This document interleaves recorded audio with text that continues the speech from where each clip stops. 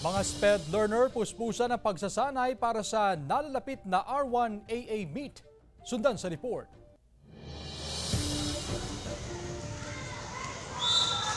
Isinagawa ang elimination round ng volleyball game sa West Central Elementary School 1 sa Dagupan City. Ang mananalo rito, pambato ng Schools Division Office of Dagupan City para sa nalalapit na Region 1 Athletic Association o R1AA meet. Pero hindi lang mga pambato sa regular games ang naghahanda. Puspusan din ang pagsasanay ng mga SPED learner para sa kanilang sariling kategorya sa R1AA. Pinili ang mga manlalaro para sa botche.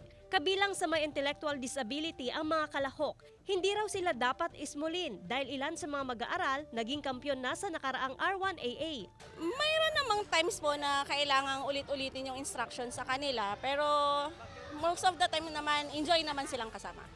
Enjoy po silang turuan. Yun po, rigid training po, continuous training, tapos paulit-ulit na instruction sa mga bata.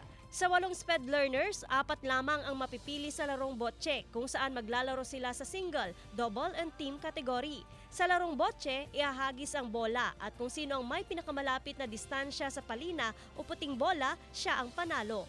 Ma-establish yung kanilang yung physical condition, yung agility, saka yung discipline din, na-emphasize ang discipline sa sport.